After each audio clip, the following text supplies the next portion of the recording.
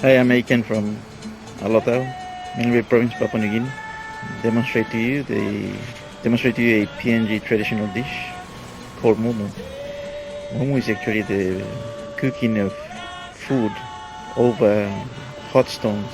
There are two aspects of preparing a Mumu dish.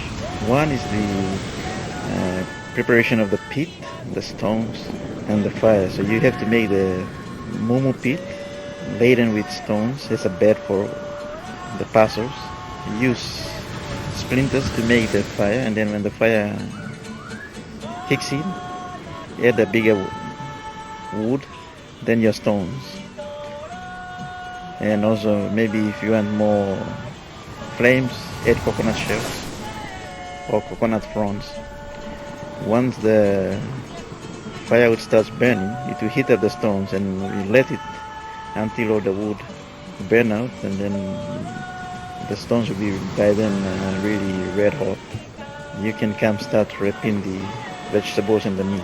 But while the fire is being made to heat up the stones, someone or others will prepare the vegetables, and vegetables will involve the peeling of the vegetables, the greens, the grating of the coconut.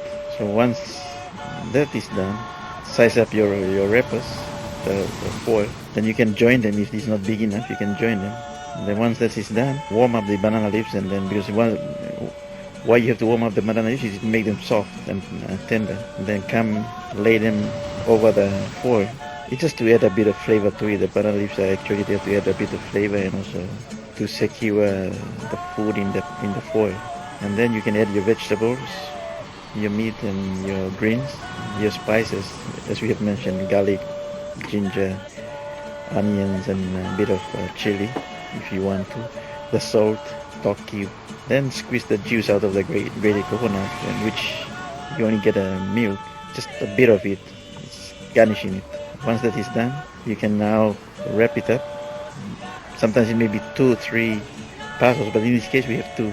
So you wrap the parcels up, secure them with a string, leave them, and then go remove the stones from the pit.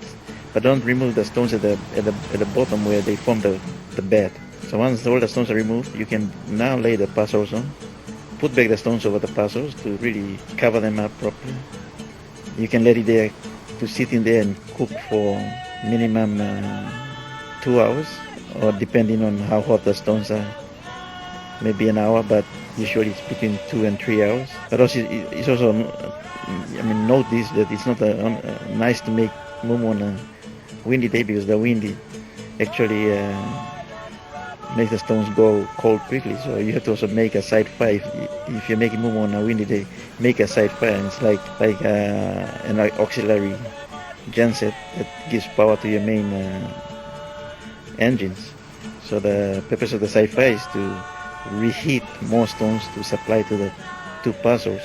So you can swap the earlier stones with the new ones that you have heated them up from the side fire, and then you can put them over. This is to give adequate heat to the mumu, so you can still make a good mumu in that process. So once the mumu is cooked after 2 hours or so, you can then remove the stones, and by then they'll be cold, so you can remove them with your hands or with a thorn. Blow off the ash and dust on the parcels, take it to the table, open it up while it is still hot, start serving. There you go, enjoy your mumu. We'll see you again. From us here in Alotau, goodbye. Ken Alaluku.